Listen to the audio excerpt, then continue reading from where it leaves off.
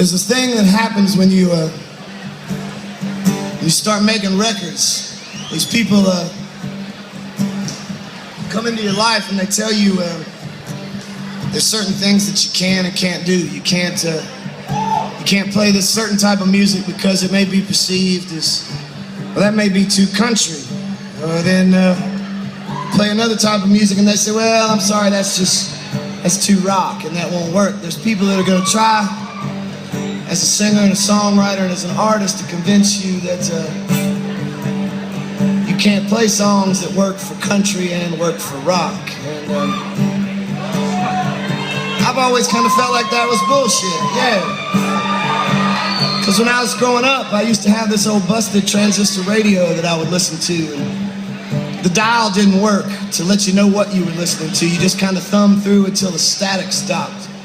And some nights in my bed, all alone, I would listen to the Grand Ole Opry, or the next night, I might pick up 103 KDF when it was the big rock station here in town. And then I'd find some weird old blues station and I'd pick up on, and I just knew that I liked great songs, great stories, and great singers, and great guitar players, and drummers, and bass players. I never really saw much of the difference. But then you start making records and they tell you, well, you gotta be careful when you go to these cities because you don't wanna piss off the rock station by talking to the country station. They'll say, well, you don't wanna piss off the country station by talking to the rock station. I've always felt like I don't want to piss off anybody, but I'll talk to anybody who's interested in my music or wants to play my records. And so I'd like to propose a toast tonight to my hometown of Nashville, Tennessee, because we have done tonight what they said couldn't be done. We brought together the big 98 WSIX to present this show with you, and they've been kind enough to play some of my stuff on the air. And then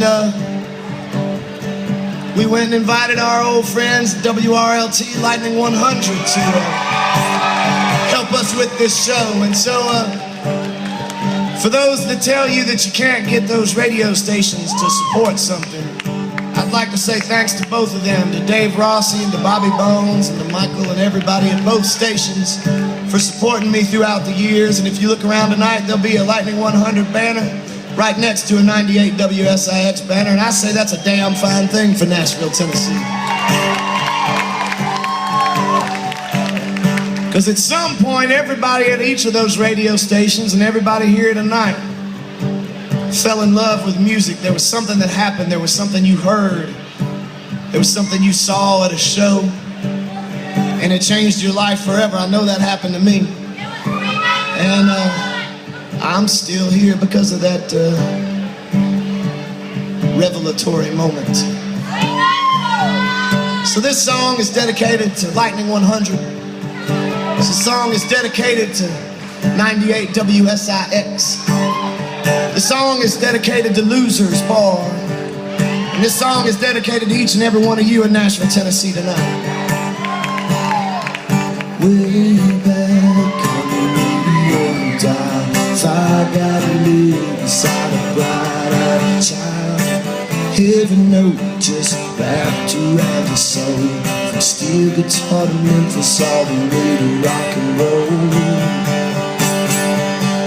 Oh, I can hear him playing, I can hear the ringing of a beat-up old guitar. Oh, I can hear him saying, keep on dreaming, even if it breaks your heart.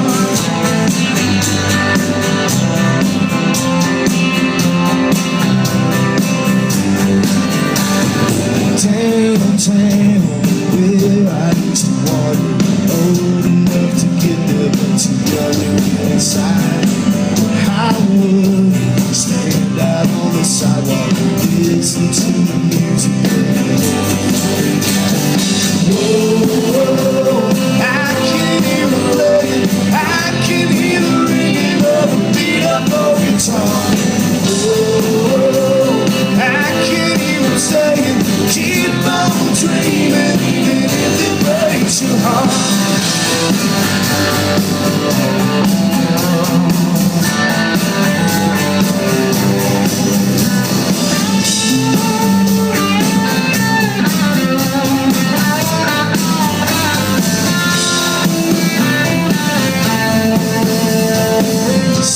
trains to stay with you forever, drag you around and lead you back to where you were. Some trains keep on getting better, gotta keep believing you won't for sure.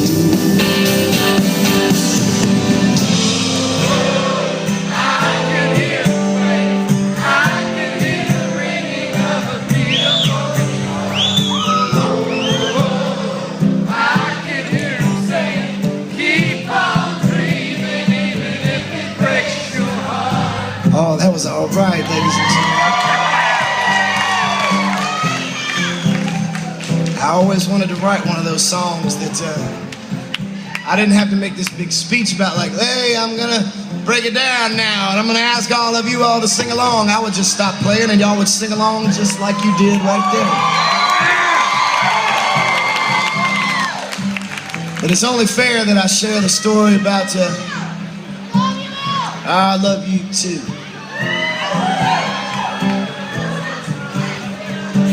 I know I mentioned Charles Kelly earlier, and my friend Dirk Bentley told me never to name drop, but I'd be a fool not to say thank you to the Eli Young Band for really and truly changing my life with this song. Thank you so much for doing that. The night that this became a #1 country single, it was on a Monday, and my brother hosts this thing called the Whiskey Jam next door at Winners. He invited us to come down and play that night, and room's not real big, it just holds a couple hundred people, but it was packed, and myself and Eric Pasley, that I wrote this song with, were standing there, and we got up to sing it, and it was one of my favorite moments. My dad took a picture because it was everybody in the bar singing along in this last chorus, and I felt like it was one of those communal moments where I felt like we all had a #1 record. I felt like this town has been so supportive of me for 15 years now. And I want you to know that really and truly and sincerely from the bottom of my heart, this is the only place I'll ever call home, and I'm so proud to do that, and thank you all for being a huge part of that. So as we stand here tonight on a Tuesday night with a few hundred more people than the last time, you did such a fine job of singing and all, but I feel like it's CMA week, fanfare week, leading up to Bonnaroo week. So I think that it's only fair that all of these people that are walking down the street going, who the hell is playing in there? We don't have to tell them, but I think if we all sing loud enough, we'll fool them into thinking it's the Eli Young Band. So let's do it together. You want to? I want to. Don't worry about who you're going to see from work or school or the carpool line or anything like that. Just close your eyes and sing as loud and proud as I know that Nashville, Tennessee can sing. Are you ready? Let's do it together. Here we go.